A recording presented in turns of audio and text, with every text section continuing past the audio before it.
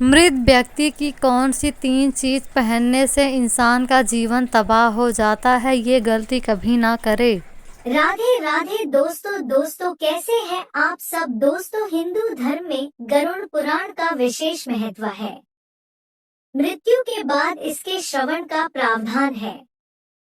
इसका श्रवण करने से व्यक्ति को मोक्ष मिलता है। पुराण का वाचन किसी ब्राह्मण के द्वारा किया जाता है। इस पुराण के देवता भगवान विष्णु हैं। गरुड़ पुराण में 271 अध्याय और 18,000 श्लोक मिलते हैं। साथ ही गरुड़ पुराण में मरने के बाद मनुष्य की क्या गति होगी और उसका किस प्रकार की योनियों में जन्म होगा, इन सब बातों की जानकारी दी गई है। और उसको स्वर्ग मिलेगा या नरक, ये भी बताया गया है। कई बार जाने अनजाने में लोग ऐसी गलतियां कर बैठते हैं जिसके कारण उनके छोटे छोटे कामों में काफी अड़चने आनी शुरू हो जाती हैं। उन्हें समझ नहीं आता कि ऐसा हो क्यों रहा है। आप सब ये तो जानते होंगे कि मृत्यु एक शाश्वत सत्य है।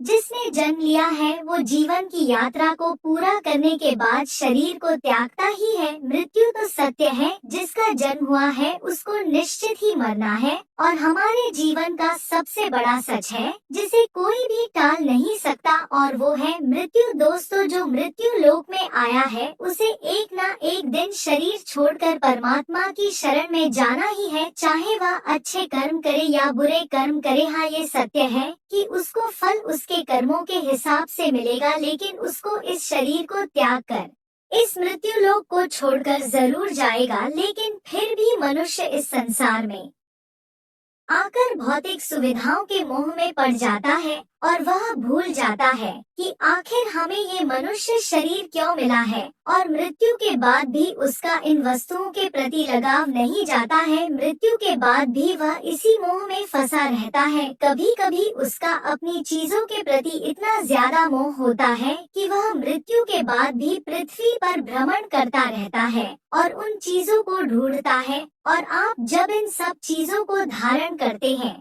तो उस व्यक्ति की आत्मा आपसे संपर्क करने की या फिर आपके आसपास आने की कोशिश करने लगती है। इससे आपके जीवन में नकारात्मक शक्तियों का प्रवेश होता है और आपके छोटे मोटे काम भी रुकना शुरू हो जाते हैं। लाख कोशिशों के बावजूद अड़चन आने लगती है। कई बार लोग अपने मृत परिजन की वस्तुओं का उपयोग करने लगते हैं, उनको पहन लेते हैं। लेकिन बता दें कि गरुड़ पुराण के अनुसार मृत व्यक्ति की कुछ ऐसी चीजें हैं जिनका भूलकर भी मनुष्य को इस्तेमाल नहीं करना चाहिए, वरना जीवन में परेशानियां बढ़ने लगेगी और आपका जीवन तबाह हो जाएगा। तो दोस्तों, मृत्यु पश्चात जीवात्मा का क्या होता है और वह कहाँ जाती है? उनको नरक मिलता है या स्वर्ग, इसके बारे में हमें कुछ नहीं मालूम होता है। लेकिन जो मृत्यु के बाद पीछे छूट गया हो उसका क्या होगा, यानी मृतक से जुड़ी चीजों का उसकी मृत्यु के बाद क्या होगा, इसे लेकर भी हिंदू समाज में कई तरह की धारणाएं हैं। आमतौर पर लोग परिजन की मृत्यु के बाद उनकी चीजों को याद या फिर निशानी के तौर पर इस्तेमाल करते हैं।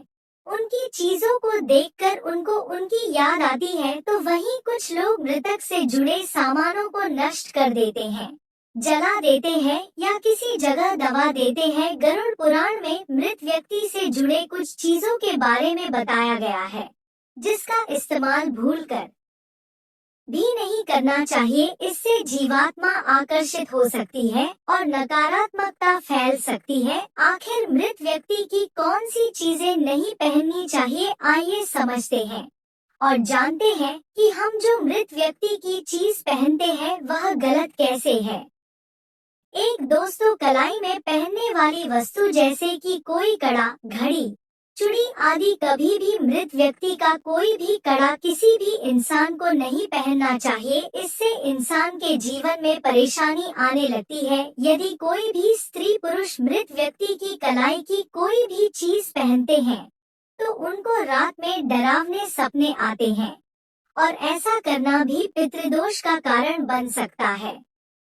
उसके शरीर में आने की कोशिश करते हैं। मृत व्यक्ति की आत्मा जीवन भर उसको परेशान करती है। मृत्यु के बाद उसकी घड़ी का भी इस्तेमाल नहीं करना चाहिए, क्योंकि इसको उसके समय से जोड़कर देखा जाता है। इसे लेकर मान्यता है कि घड़ी में मृतक की सकारात्मक और नकारात्मक ऊर्जा बसी होती है। मृतक की घड़ी पहनने पर नकारात्मक ऊर्जा का प्रभाव पड़ता है और सकारात्मक ऊर्जा अपने आप नष्ट हो जाती है और उसे बार बार मृतक के सपने आते हैं। आपको मृतक से जुड़ी अन्य चीजों को या तो यादगार के रूप में कहीं सहेज लेना चाहिए या फिर किसी को दान कर देना चाहिए। जिस कंघी, दाढ़ी बनाने के सामान, साज सज्जा के सामान या प्रतिदिन में काम आने वाली चीजों को मृतक इस्तेमाल करता था, उन्हें भी दान में दे देना चाहिए या फिर नष्ट कर देना चाहिए। माना जाता है कि उस बिस्तर को भी दान में दे देना चाहिए जिस पर मृत व्यक्ति सोता था। इसके साथ ही शास्त्रों में लिखा गया है कि मृत व्यक्ति की कुंडली को भी घर में नहीं रखना चाहिए, इसे किसी मंदिर में रख के आना चाहिए या फिर किसी पवित्र नदी में प्रवाहित कर देना चाहिए। ऐसा करना मृतक की आत्मा को मुक्ति देने में सहायक होता है। इसलिए कभी भी किसी स्त्री या पुरुष को किसी भी मृत व्यक्ति की यह चीजें भूलकर भी नहीं पहननी चाहिए।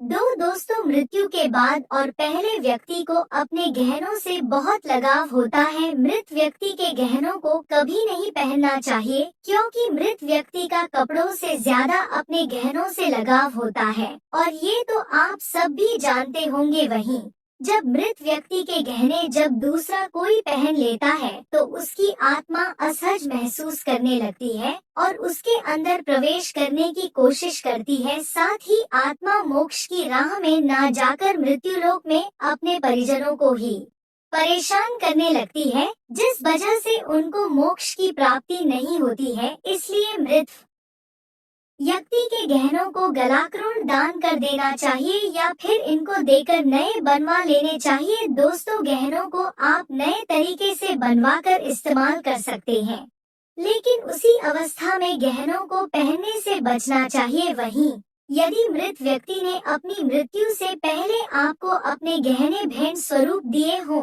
तो इनका इस्तेमाल आप कर सकते हैं और निशानी के तौर पर भी इसे रख सकते हैं, लेकिन मृत्यु के बाद नहीं पहनने चाहिए। दोस्तों, मरे हुए व्यक्ति के कपड़ों को नहीं पहनना चाहिए। किसी भी व्यक्ति को अपने कपड़ों से बहुत अधिक लगाव होता है। बहुत से लोग ऐसे होते हैं कि मृत व्यक्ति के नए कपड़े रखे रहते हैं और सोचते हैं कि इनको क्यों फेंके या किसी को दे देते हैं या हम खुद ही पहन लेते हैं, लेकिन ऐसा करने से आपके अंदर नेगेटिविटी आने लगती है और ऐसा करने से मृत व्यक्ति की आत्मा उस व्यक्ति से जुड़ जाती है। इसके कारण मृत व्यक्ति की आत्मा आसानी से मोह के बंधनों को नहीं तोड़ पाती और भटकती रहती है। मृतक के कपड़ों को पहनकर आप पर पितृदोष भी लग सकता है जो इनका इस्तेमाल करता है। साथ ही मृत व्यक्ति की यादें उस व्यक्ति को सताने लगती है, जिससे वह मानसिक और शारीरिक रूप से कमजोर हो जाता है और उसके धीरे धीरे काम बिगड़ने लगते हैं। इसलिए कभी भी मृत व्यक्ति के कपड़े भूलकर भी नहीं पहनना चाहिए। आप मृत व्यक्ति के कपड़े दान कर सकते हैं, जिससे उसकी आत्मा को शांति मिलती है।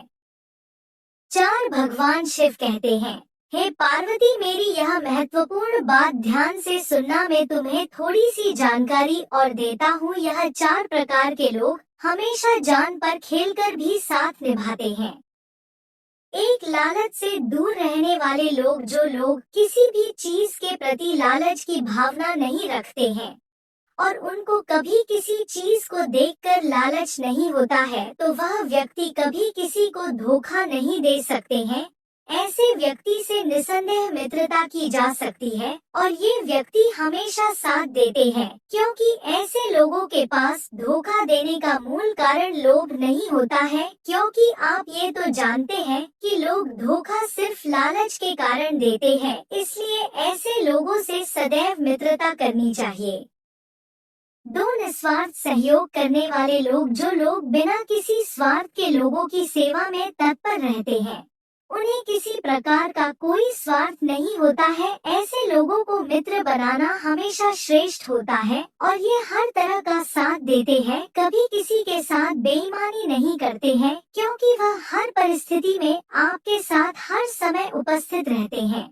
उनका अपने आप पर पूर्ण नियंत्रण होता है, इसलिए वो कभी स्वार्थी नहीं होते हैं, बस दूसरों का निस्वार्थ भाव से सेवा करते हैं। 3, संतुलित व सीमित स्वभाव के लोग। ऐसे लोग जो दूसरों के आडंबर से प्रभावित नहीं होते और न कभी खुद दूसरों को अपना आडंबर दिखाते हैं तथा अपने में सीमित और संतुलित स्वभाव के होते हैं। इनको किसी से कोई मतलब नहीं होता है, वह कभी भी किसी के साथ विश्वासघात नहीं करते हैं। एक बार जिसको अपना लिया उसका जिंदगी भर साथ निभाते हैं। अतः ऐसे विश्वसनीय व्यक्ति से बिना संदेह के मित्रता की जा सकती है। 4, दो टूक और स्पष्ट बोलने वाले लोग। जो लोग बिना लाग लपेट के सामने वाले से स्पष्ट बात करते हैं, वह अपने मन में कुछ भी नहीं रखते हैं और साफ सुथरा कहने वाले होते हैं, वह साफ दिल के होते हैं। ऐसे लोगों से बिना संशय के मित्रता की जा सकती है, क्योंकि ऐसे लोग कभी किसी को धोखा नहीं देते हैं, क्योंकि इस तरह के लोग जीवन में किसी का अहित नहीं करते हैं, वह सदैव सबका हित चाहते हैं और ऐसे लोग तो दुश्मन का भी बुरा नहीं सोचते हैं। नोट: यह तमाम जानकारी जनरुचि को ध्यान में रखकर दी जा रही है। ज्योतिष और धर्म के उपाय और सलाहों को अपनी आस्था और विश्वास पर आजमाएं। कंटेंट का उद्देश्य मात्र आपको बेहतर सलाह देना है। इस संदर्भ में हम किसी प्रकार का कोई दावा नहीं करते हैं। प्रिय दोस्तों, आज के वीडियो में बस इतना ही। हमारे द्वारा दी गई शास्त्रों अनुसार जानकारी आपको अच्छी लगी तो वीडियो को लाइक शेयर सब्सक्राइब और कमेंट बॉक्स में जय श्री राम अवश्य लिखे। धन्यवाद।